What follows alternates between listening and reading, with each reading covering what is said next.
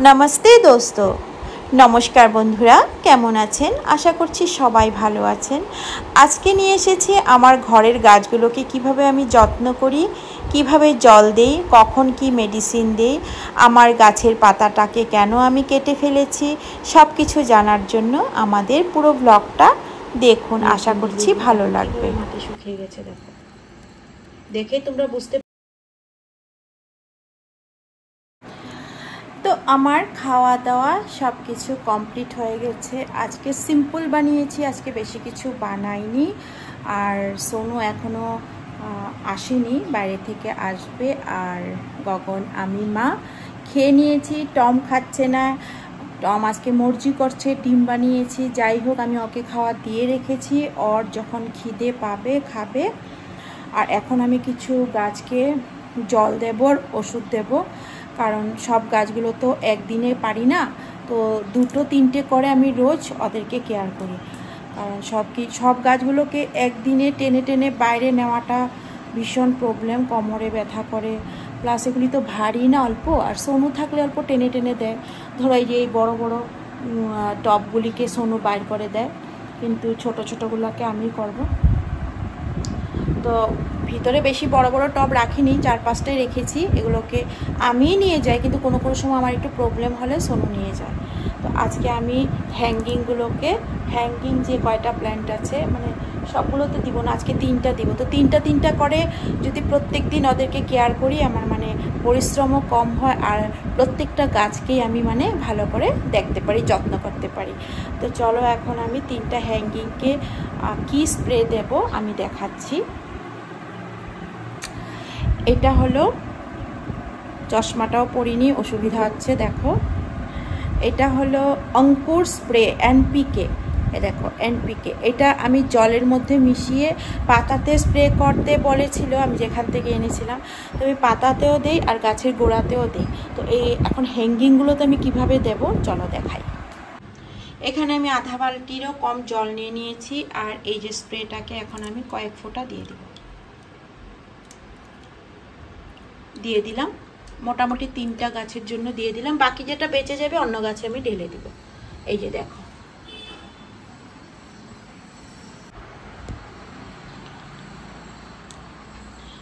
এটা এত সুন্দর পাতা হয়েছিল, তোমরা হয়তো দেখেছো আমার সেন্টার টেবিলে কয়েকদিন ছিল। তো আমি 4-5 দিন আগে আমি বৃষ্টি হয়েছিল, তো বৃষ্টিতে দিয়েছি। বৃষ্টিতে দিলে কি হয়, নতুন নতুন পাতা বের হয়। পাতা তো ঠিকই বের হয়েছে, এই দেখো এই পাতাটা বের হয়েছে আর এই পাতাটা বের হয়েছে। কিন্তু আগে যে পুরানা পাতাগুলি এত সুন্দর ছিল, 5-6টা পাতাকে আমার কেটে বাদ দিতে হয়েছে। কারণ দেখো এইভাবে, মানে বৃষ্টিটা শেষ হয়ে 1-2 ঘন্টা কড়া রোদ্রে ছিল, আমি ঘরে ছিলাম না, গাছটাকে ঢুকাতে মনে নেই, কাউকে বলেও যায়নি। আর দেখো এরকম করে 5টা পাতা নষ্ট হয়ে গেছে। 5টা পাতার থেকে 4টা পাতা কালকে আমি কেটে দিয়েছি, আজকে দেখে এটাও নষ্ট হয়ে গেছে। এটাকেও কেটে দেবো, না হলে এটার সঙ্গে সঙ্গে বাকি পাতাগুলিও নষ্ট হয়ে যাবে। আর এত সুন্দর হয়েছিল না, আমার এত কষ্ট লাগছে জানো। আর এত বড় বড় পাতা যদি কেটে বাদ দিই কত কষ্ট লাগে বলো তো। যারা যারা গাছকে ভালোবাসো তারা বুঝবে। দেখো কয়টা কেটেছি, 1টা 2টা, এই যে 3টা 4টা কেটেছি, আর এটাকে বাদ দিলে 5টা হয়ে যাবে। এটা বাদ দিতেই হবে, এটা কালকে অল্প ছিল, আজকে দেখি বেশি হয়ে যাচ্ছে, স্প্রেড হয়ে যাচ্ছে। তো এখন আমি এই 3টা হ্যাঙ্গিং, দেখো পাতাগুলিকে প্রথমে জলে আস্তে আস্তে ডুবাবো, তারপরে আমি দেখো এই পুরা টবটাকেই ডুবিয়ে দিব। চলো দেখো আমি কিভাবে করি। কারণ এখানে যদি আমি এনে জল স্প্রে করি, সোফা টোফায়ও পড়বে আর ঘরটাও কাদা কাদা হয়ে যাবে। তো চলো একটা একটা করে করব। প্রায় আরও 1-2 ঘন্টা পরে আমি এটাকে আবার জায়গায় এনে রেখে দিব। তো দেখাই চলো,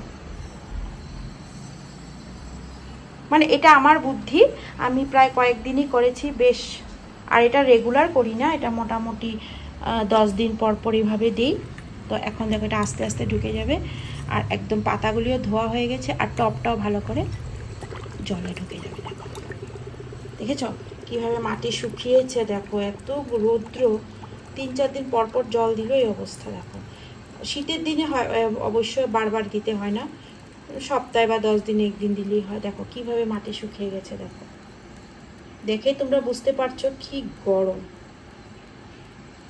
মাটি এখনো ভিজে নেই ভালো করে। দেখো, দেখতে পাচ্ছ? তো এখন মোটামুটি হয়ে গেছে। আমি আস্তে আস্তে করে এটাকে, যেন পাতায় কোনো চোট না পড়ে, আস্তে আস্তে আমি এটাকে উঠিয়ে দিব। দেখো পাতাগুলিতেও এখানে আর 1-2টা পাতা রয়ে গেছে। হাত দিয়েই করি, হাতটা পরে ভালো করে ধুয়ে দিব।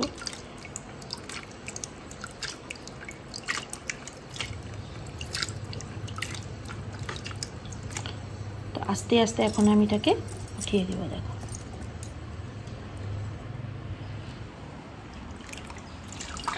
দেখো একদম মাটিটাও ভালো করে ভিজে গেছে, আর পাতাগুলিও খুব সুন্দর হয়ে একদম ধোয়া হয়ে গেছে, পরিষ্কারও হয়ে গেছে। এদিকে ওষুধও পেয়ে গেল। ঠিক আছে, মানে এইগুলি আমি নিজের বুদ্ধিতে করি, আর নিজের বুদ্ধিতে করাতে বেশ হয়। কোনো কোনো গাছ প্রথমে অনেক মরে গেছে, এখন আর সহজে মরে না। কিন্তু ওই যে ওই দিন যেমন ওই গাছটা একটু রোদ্রেতে, একটু নিজের ভুলের জন্য 5টা পাতা নষ্ট হয়ে গেছে। অতিরিক্ত রৌদ্রও ভালো না। এখন এটা আস্তে আস্তে পড়বে, তো এটা আমি এখানে ঝুলিয়ে রাখবো।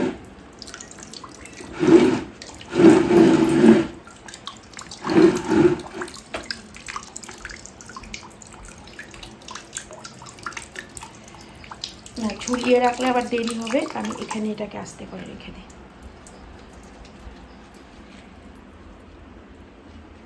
এই জলটা আস্তে আস্তে ঝরে, তারপরে আমি এটাকে আবার জায়গায় নিয়ে রেখে দেব। তো এখন আরেকটাকে নিয়ে যাব। এইভাবে আমি সবগুলিকে ভালো করে ওয়াশ করে নেব।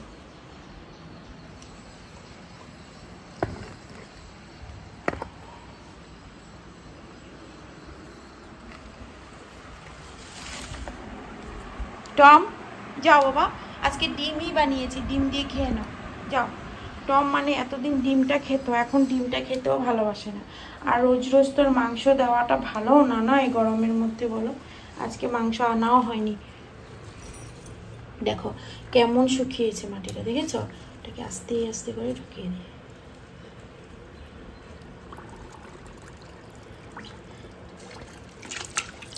পাতাগুলিকেও ভালো করে ধুয়ে দিচ্ছি। দেখো